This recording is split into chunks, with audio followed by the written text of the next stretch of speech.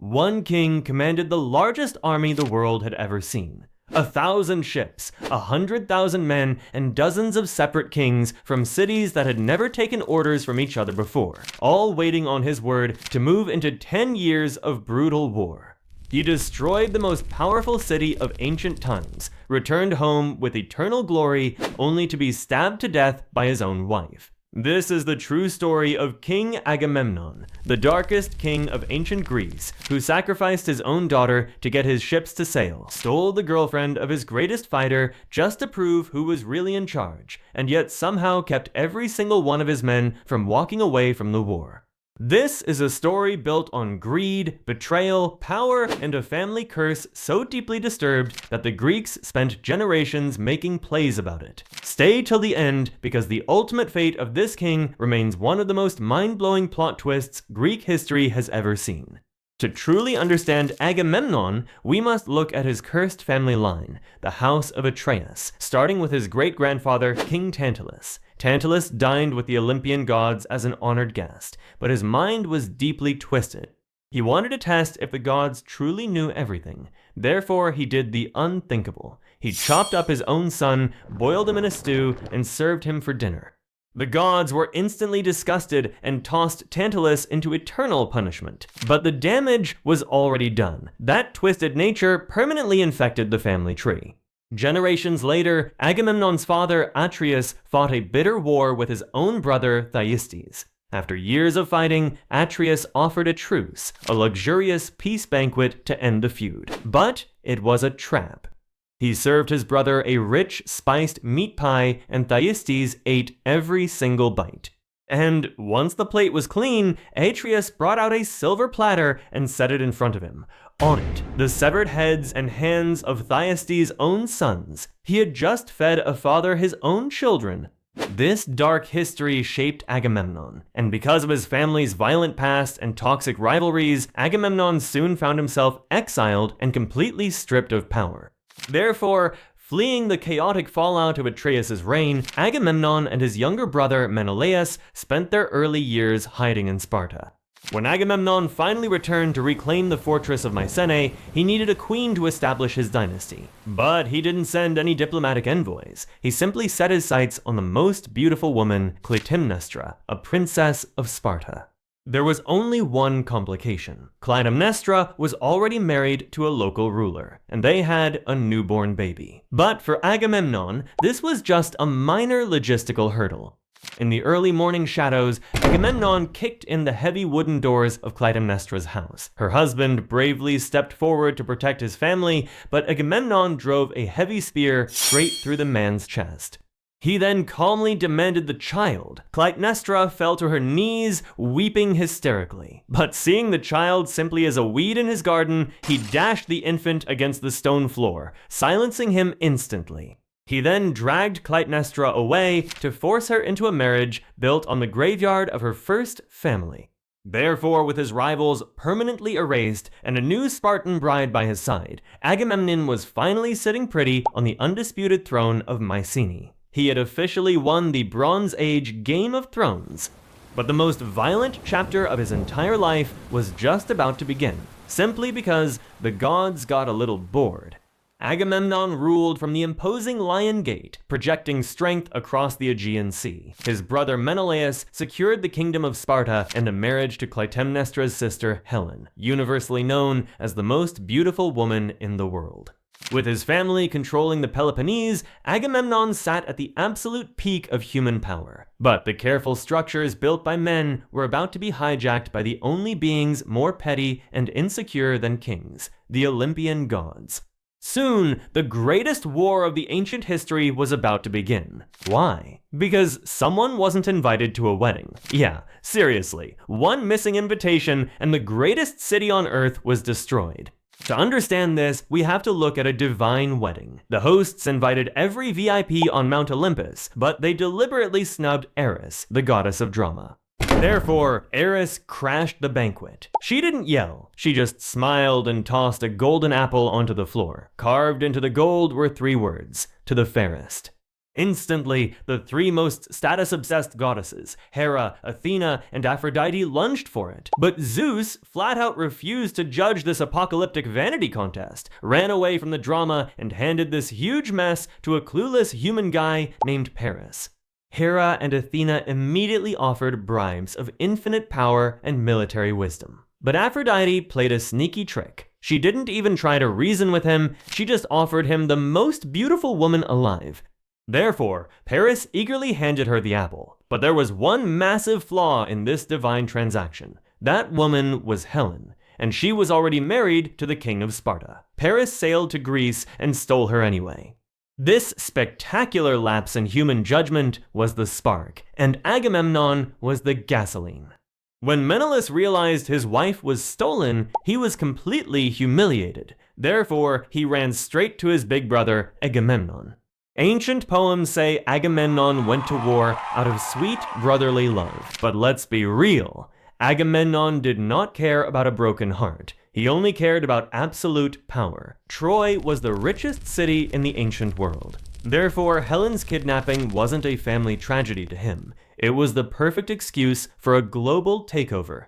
He quickly used an old pact to draft every single Greek warlord and built a terrifying fleet of 1,000 ships. This massive army gathered at the beach, totally pumped to burn Troy to the ground. But then the wind just stopped. The sea turned into flat glass. Why? Because Agamemnon let his ego take over. He had recently shot a sacred deer and bragged that he was a better hunter than Artemis, the actual goddess of the hunt. Therefore, she punished him by simply turning off the wind. In an ancient war camp, dead wind is a death sentence. Tens of thousands of heavily armed, highly aggressive men were now trapped on a hot beach. And when soldiers get bored and hungry, they mutiny. Without an enemy to attack, they were going to turn around and slaughter their own boss. Agamemnon could feel his empire crumbling. Therefore, he desperately prayed for a miracle. But instead, the gods gave him an impossible nightmare.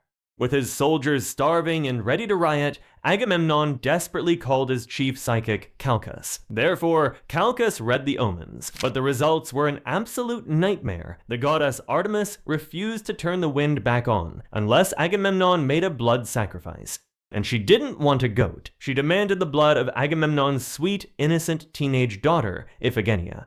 This was the ultimate psychological breaking point. For a normal guy, the choice is easy. You pack up, go home in shame, and hug your kid. But Agamemnon's brain operated on a much darker frequency. Disbanding the army meant looking like a total loser in front of dangerous killers like Achilles. To his status-obsessed mind, looking weak was way worse than death. Therefore, he made his horrific choice. He chose his ego over his own flesh and blood, and decided to sacrifice his own daughter. But he couldn't just drag her to the chopping block. Therefore, he sent a secret letter back home to his wife, Clytemnestra. Yes, the exact same woman whose first baby he had already murdered. He wrote a beautiful, joyful lie. He told her to bring Iphigenia to the military camp immediately because she was going to marry Achilles, the biggest celebrity warrior in Greece. The trap was set. Now, the execution had to be flawless.